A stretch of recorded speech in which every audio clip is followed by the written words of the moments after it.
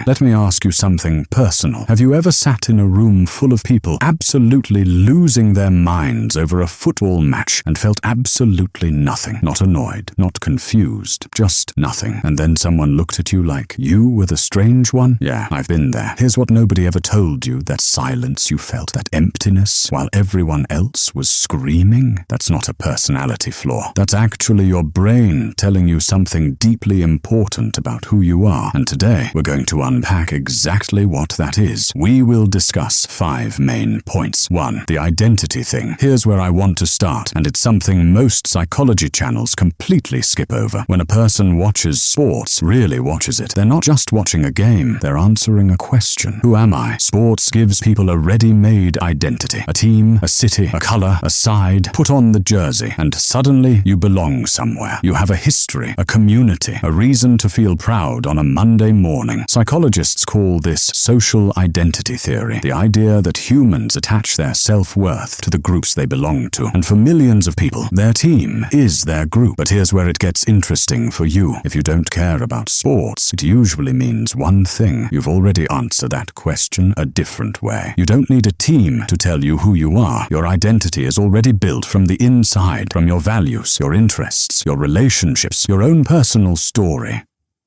That's not emptiness.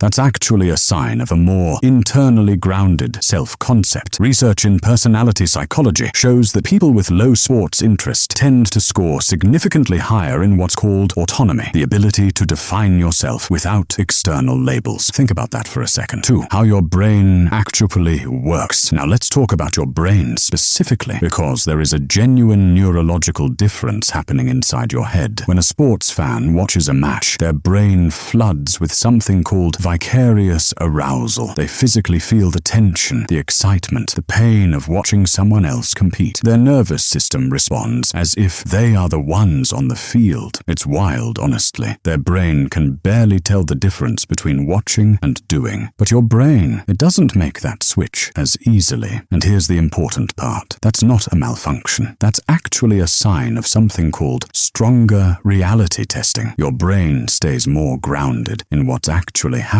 versus what's being performed. You instinctively think, these are strangers. This is entertainment. This outcome doesn't touch my real life. That kind of thinking requires a certain emotional maturity that honestly, a lot of people never develop. 3. The emotion part. People get wrong. Now I know what you're thinking. Does this mean I'm emotionally cold? Less passionate than other people? Absolutely not. And this is the part that genuinely surprised me when I went deep into the research.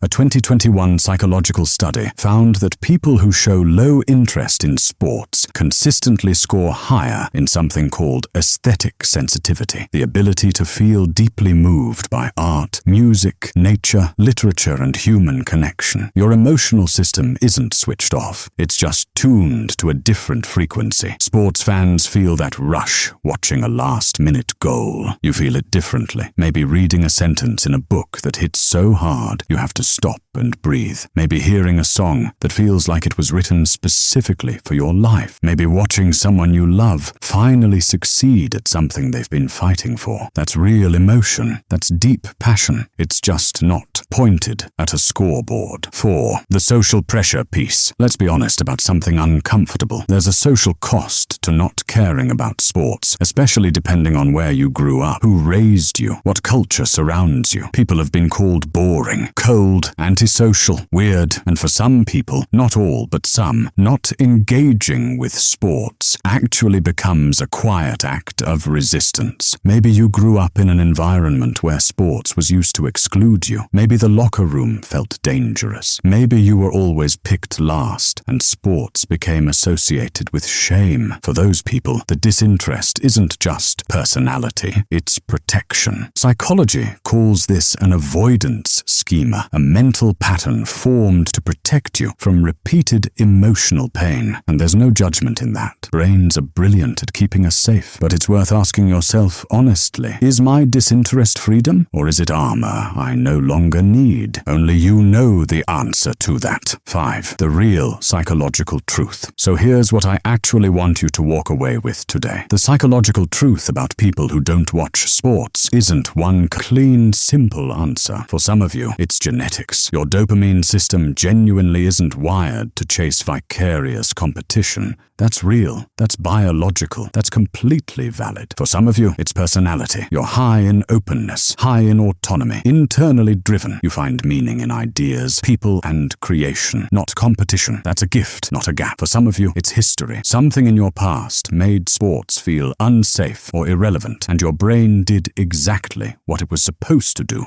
It moved on. And for all of you, not watching sports says nothing about your capacity for passion, for loyalty, for deep feeling, or for connection. It just says you found a different place to put those things. And honestly, that might be the most psychologically interesting thing about you. If this video felt like someone finally understood something about you that you couldn't quite explain to other people, that feeling has a name too. Like and subscribe.